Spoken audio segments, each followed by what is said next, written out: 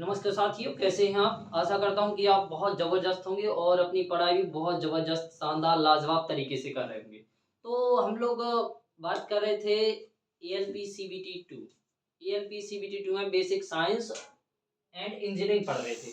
तो हमने काफ़ी टॉपिक कवर कर लिए हैं। अब जो बाकी टॉपिक रह गए हैं, यानी जो शेष टॉपिक हैं, उन टॉपिक्स को क्या करना है, हमें कवर करना है। क्लियर साथियों? तो चलिए हम उन टॉपिकों को कवर करते हैं और कवर करने के से पहले आपके सामने एक मोटिवेशन कोट लेकर आए। तो कोट क्या है? कोट है, तू हंस, तू मुस्कुरा, तू हंस, तू मुस्कुरा, तू रोना कम कर दे, जिंदा है तो जा, रेलवे की नाक में दम कर दे। क्लियर साथियों? इसी के साथ हम लोग आगे बढ़ते हैं अपने पहले टॉपिक की तरफ। तो हम लोग बढ़ते हैं आगे और थंबनेल में आपने देख लिया होगा कि हम लोग चाल और वेग की बात करने वाले हैं। तो अपना टॉपिक है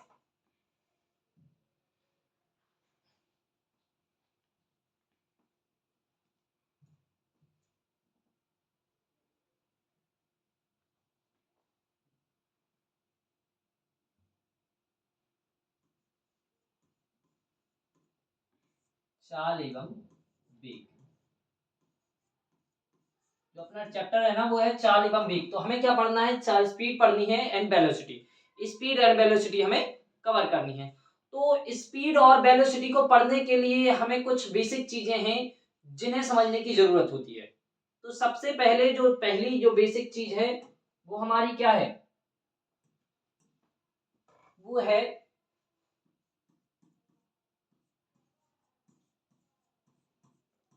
विराम एवं गति। तो सबसे पहले हमें विराम समझना होगा और गति को समझना होगा कि विराम क्या है और गति क्या है। तो पहले विराम की तरफ बढ़ते हैं। देखिए विराम कहते कैसे हैं।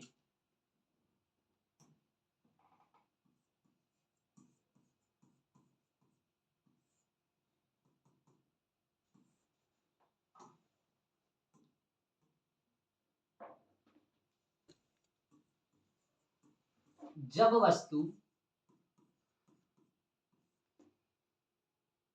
किसी अन्य वस्तु के सापेक्ष अन्य वस्तु के सापेक्ष समय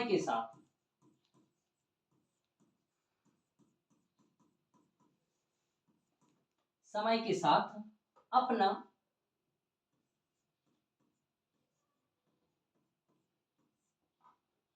स्थान परिवर्तित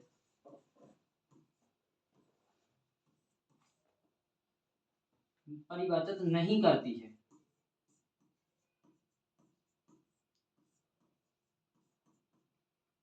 तो वह स्थिति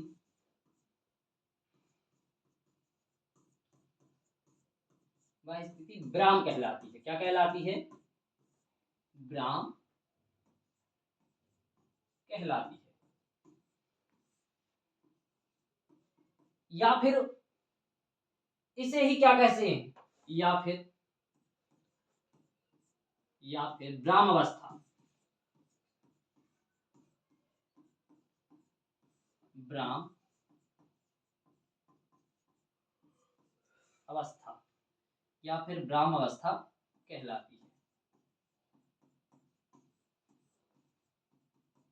यानी देखो, एक वस्तु है और वह किसी दूसरी वस्तु के सापेक्ष मतलब दूसरी वस्तु की स्थिति के सापेक्ष अगर वह अपना स्थान नहीं बदलती है तो वह विराम कहलाती है। यानी वस्तु विराम अवस्था में होगी या फिर उसे विराम अवस्था कहा जा सकता है। यानी जिस स्थान पर अभी है, आने वाले कुछ समय में भी उसी स्थान पर होना चाहिए, यानी उसका स्थान परिवर्तन नहीं होना चाहिए। तो वो क्या कहलाएगी? विराम अवस्था में कहलाएगी। तो ये आपका विराम हो गया। अगला जो आपका अगली जो है गति, क्या कहलाता है? गति। तो गति किसे कहते हैं?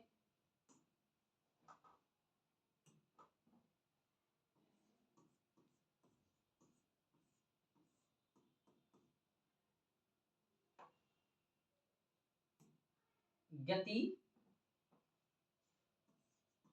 जब वस्तु किसी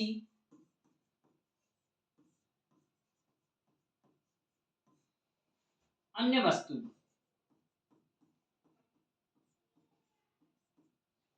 वस्तु के सापेक्ष अपना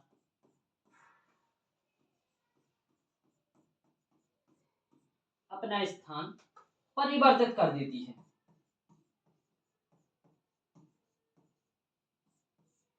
परिवर्तित कर देती है।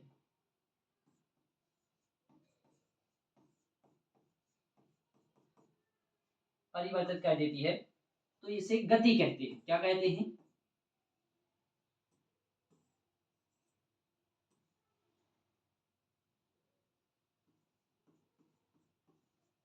तो बाय क्या हो गया? वह वस्तु गति में कहलाती है।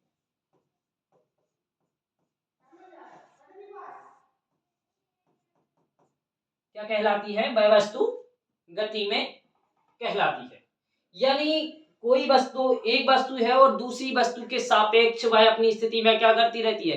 परिवर्तन करती रहती है। जैसे कि आप सब जानते हैं कि जैसे पृथ्वी है और चंद्रमा है, तो चंद्रमा क्या करता है? पृथ्वी के चारों ओर चक्कर लगाता है। तो हर समय के साथ, जैसे ये अगर मान के चलो, ये क्या है? ये मान लिया पृथ्वी है, और ये इसका ऑर्बिट में क्या, ये चंद्रमा यहाँ पर क्या लगा रहा है? चंद्रमा यहाँ पर क्या चक्कर लगा रहा है। ये तो कभी यहाँ होगा, कभी यहाँ होगा, और कभी यहाँ होगा, कभी यहाँ। तो यानी ये समय के साथ क्या करते हैं? समय के साथ अपना क्या बदल रही है? स्थान बदल रहा है चंद्रमा। तो इसे कहेंगे गतिज अवस्था में या गति में। और अगर समय के साथ स्थान नहीं बदलती तो उसे क्या कहते हैं? विराम अवस्था। ये गतिज अवस्था कहलाती है। और अगर गति नहीं करती है, स्थान परिवर्तन नहीं होता है, तो कौन सी? विराम अवस्था कहलाती है। क्लियर? नोट कर लो साथ।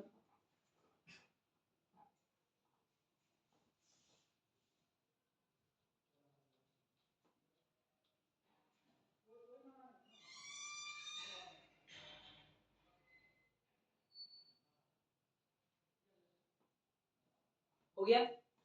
तो अगले आगे बढ़े तो आगे सबसे पहले एक और चीज हमें पढ़नी है। सबसे पहले दूरी, यानी डिस्टेंस। क्या पढ़ना है? दूरी।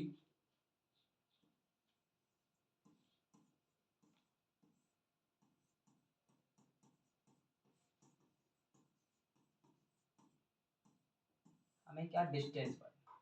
अच्छा, डिस्टेंस कहते किसे हैं? तो डिस्टेंस के लिए कह सकते हैं किसी गतिमान वस्तु द्वारा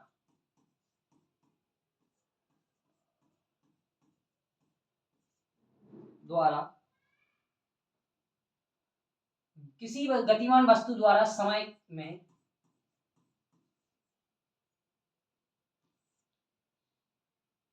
किसी गतिमान वस्तु द्वारा समय में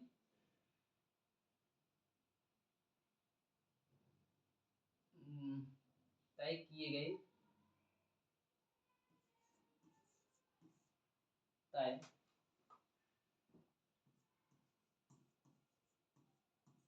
किए तय किए गए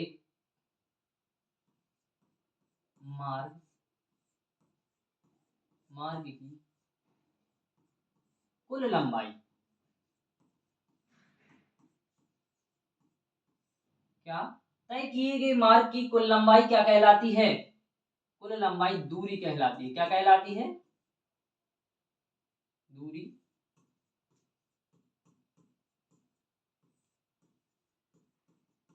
क्या कहलाती है? दूरी। देखो कोई वस्तु है एक दिए गए समय में जो जितना मार्ग तय कर लेगी, जितना मार्ग तय कर लेगी, उस तय मार्ग की जो कुल लंबाई होगी ना, उस कुल लंबाई को हम क्या कहेंगे? दूरी कहते हैं। क्या कहते हैं?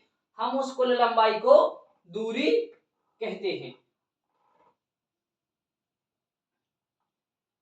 एक आसान से शब्दों में भी इसे लिख सकते हैं हम, जैसे ये आपके सामने लिखा है किसी वस्तु, अन्य शब्दों में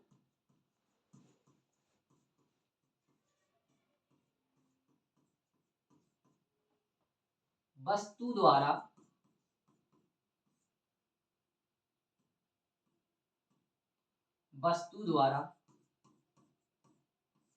तय कुल पथ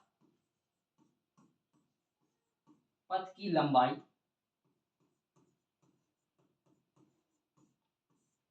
दूरी कहलाती है। क्या कहलाती है?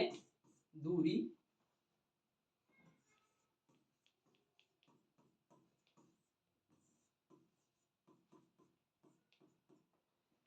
देखो वस्तु द्वारा तय कुल पथ की, जितना वो पथ लंबाई तय करेगी ना, वो क्या कहलाएगी? दूरी कहलाएगी। और दूरी में एक चीज और रहेगी। क्या रहता है दूरी में? इसमें दिशा का ज्ञान नहीं होता। क्या नहीं होता है? दिशा का ज्ञान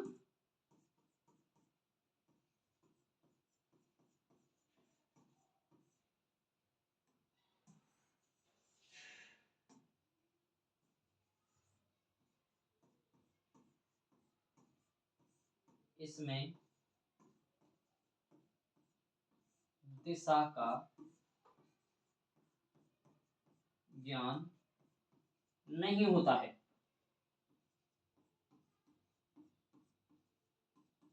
क्या नहीं होता है? दिशा का ज्ञान नहीं। अगर दिशा का ज्ञान नहीं होगा तो वस्तु क्या कहलाएगी?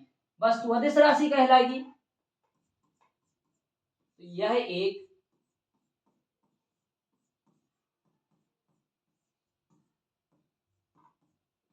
अदिश राशि है। अदिश राशि है। यह अदिश राशि हो जाएगी। और इसका मात्रक क्या हो जाएगा? तो इसका मात्रक देखा जाए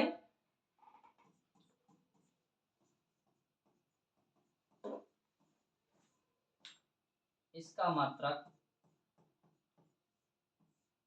मीटर होता है। क्या होता है? मीटर।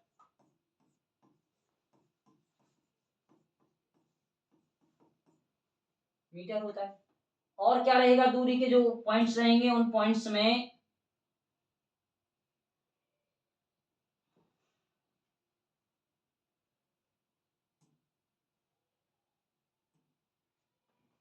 अगला जो पॉइंट रहेगा वो क्या रहेगा? मात्रक मीटर होता है। दूरी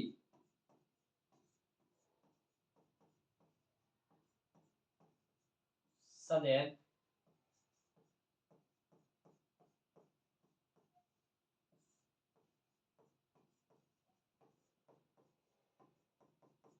धनात्मक होती है। दूरी कैसे होगी? सदैव धनात्मक होगी। यानी दूरी जो हमेशा रहेगी वो धनात्मक रहेगी, यानी दूरी ऋणात्मक नहीं होगी।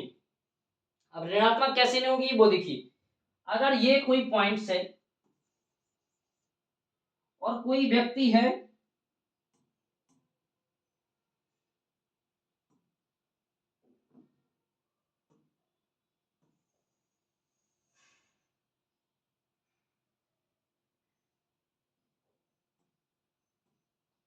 तो ये पॉइंट्स है, इस पॉइंट पर क्या है? कोई व्यक्ति है। अगर वो यहां से मान के चलो वो इस डायरेक्शन में जा रहा है, तो अब इसको क्या मान लिया जाए? ए मान लिया जाए। ए से कहां जा रहा है? बी की तरफ। यहां से यहां तक दूरी तय करेगा। यहां तक, कहां तक? यहां तक। तो भी इसकी दूरी होगी। अगर ये रिवर्स में यहां से यहां भी जाएगा ना, यहां से ये सी तक, तो भी ये दूरी धनात्मक होगी। यानी ऐसा नहीं है कि इस दिशा में जा रहा है तो धनात्मक हो जाएगी, इसमें जा रहा है तो ऋणात्मक हो जाएगी, नहीं।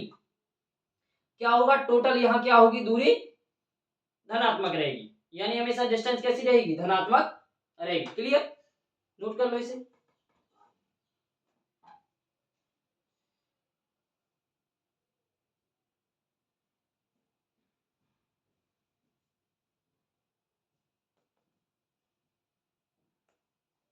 हो गया नोट,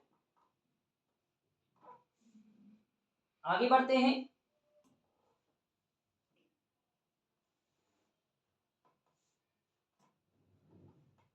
तो अगला है जो अपना, वो क्या है, विस्थापन। क्या है, विस्थापन।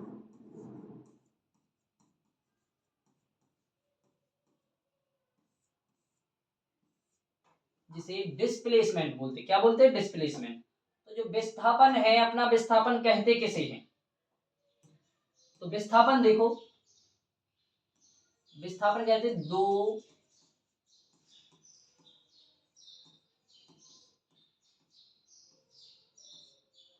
बिंदुओं के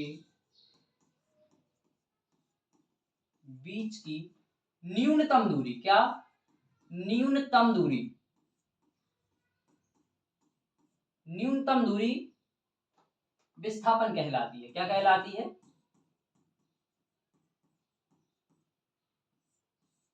विस्थापन।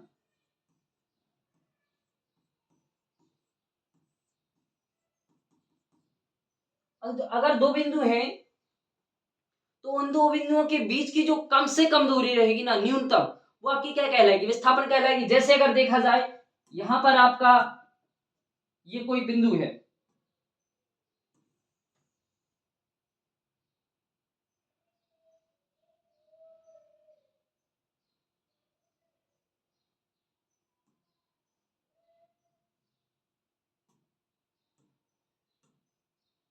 अगर कोई व्यक्ति यहां से ये ऐसा जा रहा है यहां तक, यहां तक, और यहां तक पहुंचने के बाद फिर क्या हुआ, कहां से गया, यहां से घूम के गया, यानी ए पॉइंट से और बी पॉइंट तक गया, तो देखो यहां आपका क्या हो जाएगा, ये तो यहां से यहां तक पहुंचा इस रास्ते से, ये तो कहलाएगी दूरी। क्या कहलाएगी, दूरी। और ये जो दोनों बिंदुओं के बीच की दूरी है ना, कम से कम, ये कहलाएगा आपका क्या, विस्थापन। क्या कहलाएगा, ये विस्थापन कहलाएगा। यानी दो बिंदु होंगे, जो उन दो बिंदुओं के बीच की जो न्यूनतम दूरी रहेगी वो क्या कहलाएगी, विस्थापन कहलाएगी। ठीक है, विस्थापन में एक चीज और देखी जाए, इसमें इसमें दिशा का ज्ञान होता है। क्या होता है, दिशा का ज्ञान होता है।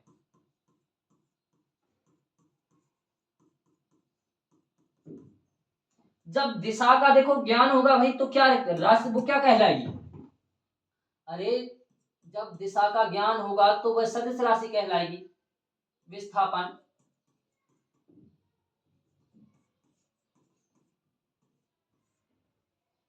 सदिश राशि होती है। क्या होती है, सदिश राशि।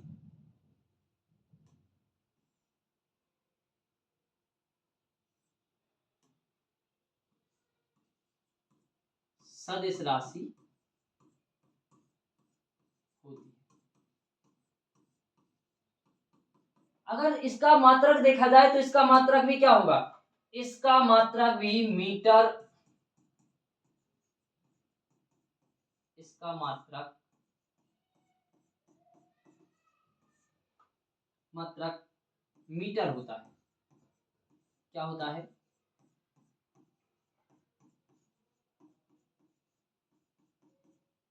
इसका मात्रक भी क्या होगा, मीटर होगा। ठीक है, और जब मात्रक मीटर होगा, ये सदिश राशि है, दिशा सॉरी, हाँ दिशा का ज्ञान होता है, सदिश राशि है, मीटर होगा, तो आपको बता दें जो विस्थापन होता है, तो विस्थापन विस्थापन देखा जाए तो विस्थापन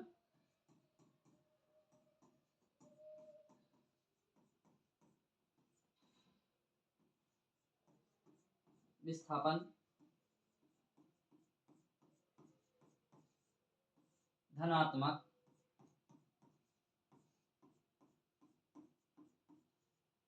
ऋणात्मक और शून्य भी हो सकता है, शून्य भी हो सकता है।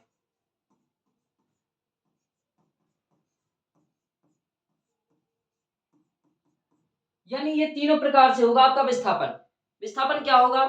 धनात्मक होगा, ऋणात्मक होगा और हो सकता है शून्य भी हो जाए। अब ये धनात्मक ऋणात्मक कैसे होगा देखो, और शून्य सबसे ज्यादा जो पूछा जाने वाला जो सवाल है कि एक बंद परिपथ है, यानी चलो ठीक है एक आयत ही ले लो। क्या ले लेते हैं हम? एक आयत ले रहे हैं, कोई बंद आकृति ले रहे हैं। ये लो त्रिभुज ले लिया, ये क्या ले लिया? ये त्रिभुज ले लिया। अब मान के चलो यहां से देखा जाए तो ये ए पॉइंट है, ये बी है, ये सी है। कोई वस्तु ए पॉइंट से चली, इस पॉइंट से पहले बी पर गई, बी से कहां आई? सी पर, और सी से कहां गई? ए पर। अरे तो दूरी तो ये मान के चलो ये स्मॉल ए है, स्मॉल बी है, स्मॉल सी है, ये तय कर ली है उसने। लेकिन विस्थापन क्या कहलाता है? विस्थापन वही कहलाता है जो दो बिंदुओं के बीच की न्यूनतम दूरी। तो जहां से वो चला था उसी बिंदु पर वो आ गया ना। जब उसी बिंदु पर वो आ गया तो क्या हो जाएगा? विस्थापन शून्य हो जाएगा। तो विस्थापन क्या होता है? विस्थापन धनात्मक भी होता है, ऋणात्मक भी होता है और शून्य भी हो सकता है। और विस्थापन देखिए,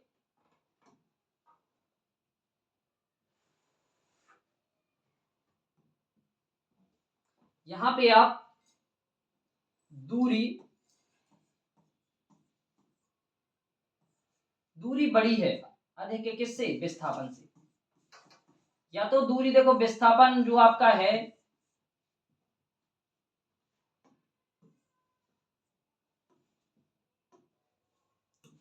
क्या होगा? या तो अधिक होगा या फिर बराबर होगा, दोनों में से कुछ हो सकता है। या तो विस्थापन और दूरी कैसे होंगे? बराबर होंगे, या फिर दूरी अधिक होगी। दूरी अधिक हो सकती है, कम नहीं होगी। कितनी होगी? या तो बराबर होगी, और बराबर नहीं होगी तो फिर दूरी क्या होगी? अधिक होगी। क्लियर? तो ये नोट कर लीजिए।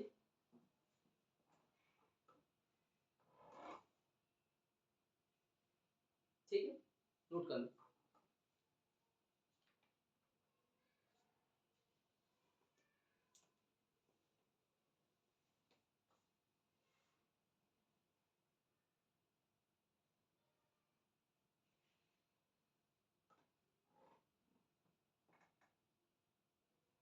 हो गया? अब अगले आगे बढ़ते हैं। तो आगे हम लोगों को क्या करना है? आगे पढ़ना है चाल, स्पीड क्या पढ़नी है? अच्छा, चाल कहते किसे हैं? तो देखो चाल किसे कहते हैं? किसी वस्तु द्वारा एकांक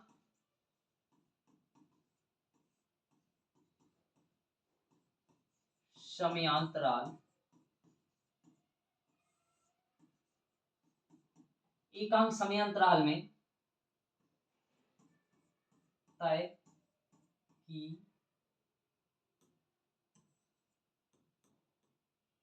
की गई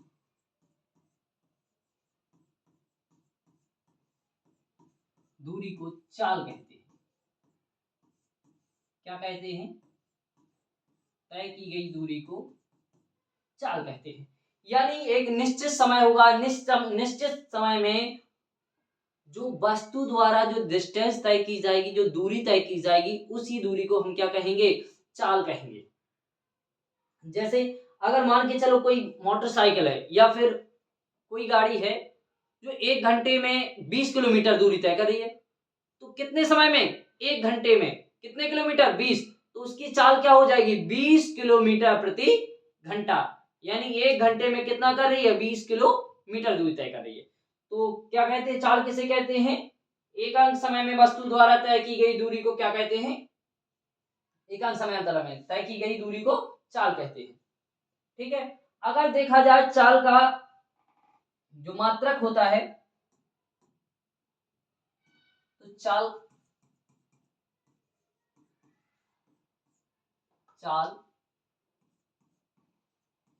एक अदिश राशि है। कैसी राशि है?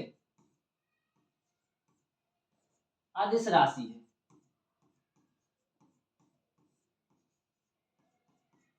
देखो चाल अदिश राशि है, इसमें दिशा का भी ज्ञान नहीं होगा। अदिश है तो दिशा का ज्ञान नहीं होगा ना, क्या नहीं होगा? दिशा का ज्ञान नहीं होगा, तो ये भी लिख ले रहे।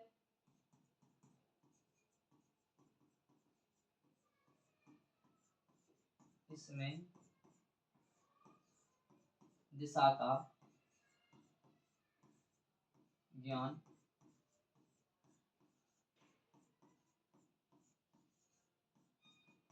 नहीं होता है। इसका मात्रक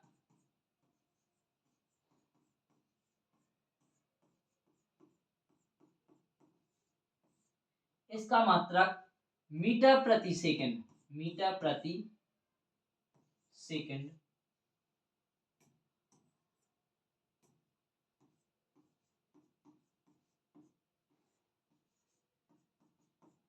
क्या होता है? इसका मात्रक मीटर प्रति सेकंड होता है। अगर देखा जाए चाल कहते किसे हैं, तो चाल ये आ जाएगी आपकी, चाल बराबर चली गई दूरी बटे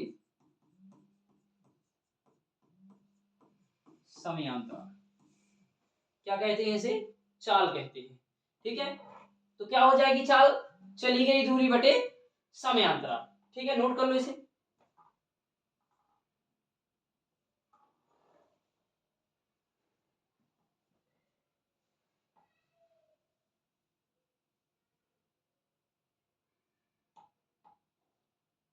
नोट हो गया?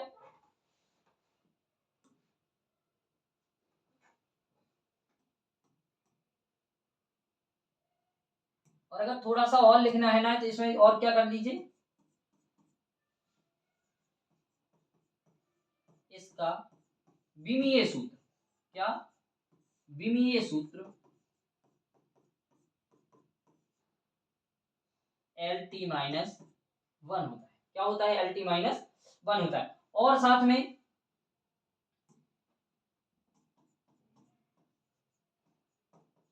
इसे u से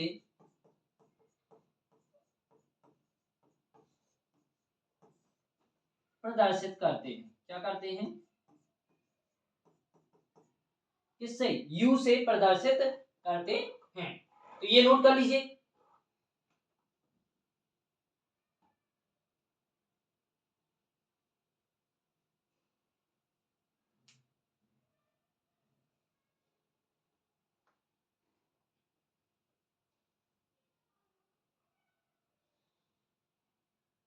नोट हो गया? आगे बढ़े, आगे बढ़ते हैं। अब हमको क्या पढ़ना है? अगला जो है वो चाल हो गया ना आपका। अब चाल के बाद क्या आएगा? वेग। तो वेग किसे कहते हैं? लो, ये देखो, वेग यानी वेलोसिटी। तो वेग कहते किसे? तो वेग जैसा ही आप चाल है, बस थोड़ा सा इसमें अंतर है। क्या है?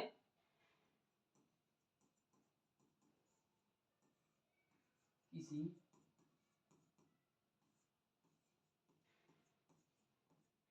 वस्तु द्वारा एकांक समय में निश्चित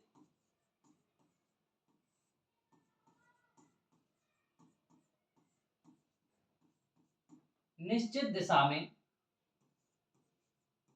तय की गई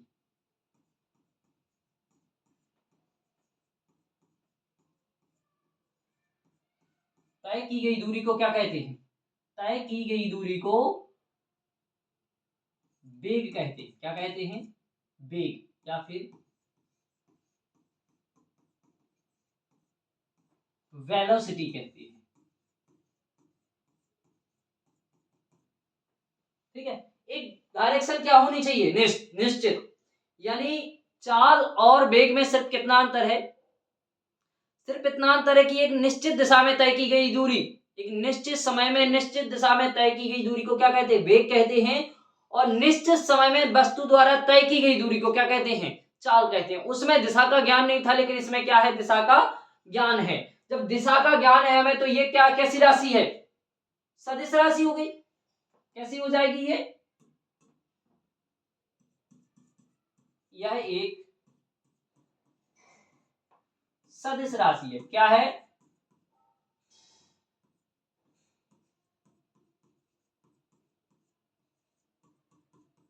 यह एक सदिश राशि है।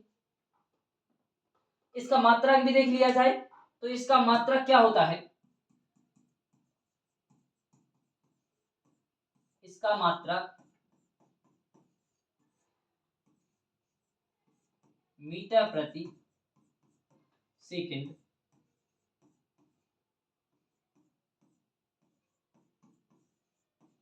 मीटर प्रति सेकंड होता है। इसे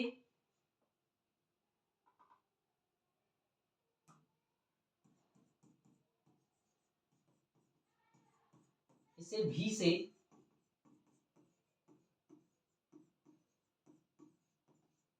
प्रदर्शित किया जाता है।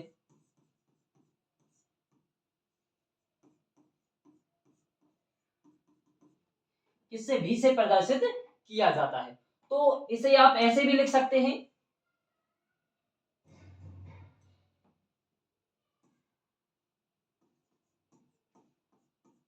वेग भी बराबर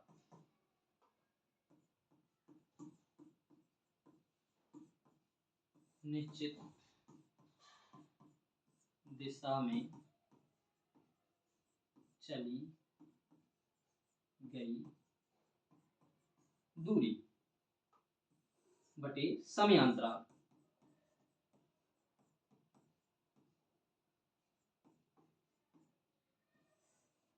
निश्चित दिशा में चली गई दूरी बटे समयांतराल। या फिर ऐसा भी और लिख सकते हैं इसे, क्या लिख सकते हैं, विस्थापन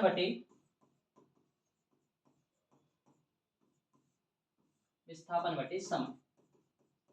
ऐसा भी आप इसे लिख सकते हैं। ठीक है, तो जो इसका मात्रक होगा ना, सॉरी चाल का, वो इसका हो जाएगा, सॉरी विमीय सूत्र, इसका विमीय सूत्र ये लिख लीजिए, इसका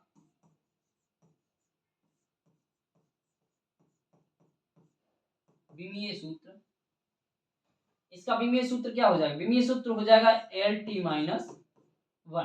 क्या हो जाएगा, LT-1 इसका विमीय सूत्र हो जाएगा। ठीक है, तो नोट कर लीजिए इसे।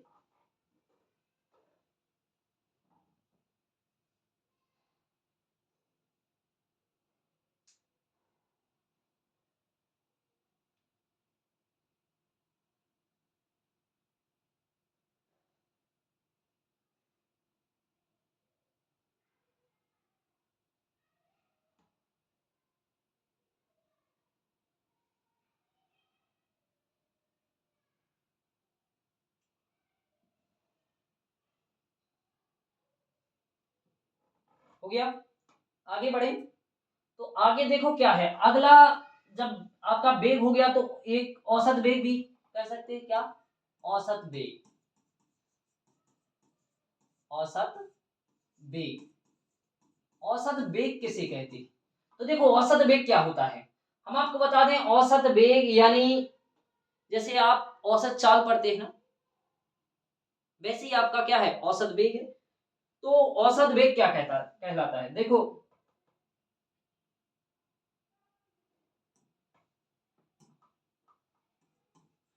किसी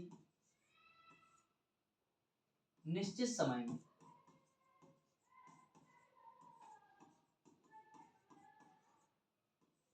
में वस्तु द्वारा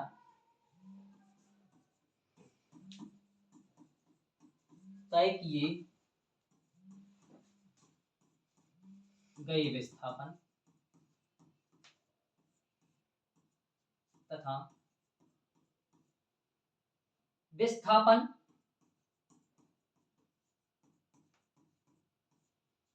विस्थापन में लगा कुल समय, विस्थापन में लगा कुल समय के अनुपात को औसत वेग कहते हैं। क्या कहते हैं? औसत वेग कहते हैं। यानी विस्थापन में जो जितना विस्थापन हुआ है, पूरा विस्थापन और विस्थापन में लगे कुल समय को क्या कहा जाता है? औसत वेग कहा जाता है। आप औसत वेग को लिख कैसे सकते हैं, ये देखिए। तो यहां पे आप औसत वेग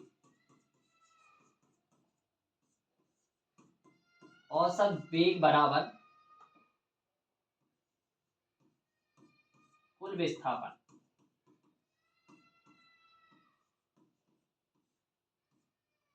बटे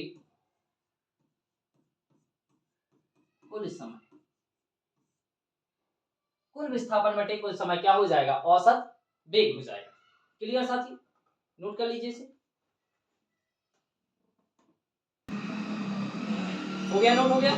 तो चलो, ये आपका आज का टॉपिक यहीं खत्म करते हैं और बता करते हैं कि जो आपको पता है कि वैसे भी अपना जो ALP CBT 2 का एग्जाम है वो आपका 19 मार्च को फिक्स है, यानी आपकी डेट फिक्स हो गई है, तो तैयारी करते रहिए। ठीक है साथियों, जय हिंद साथियों।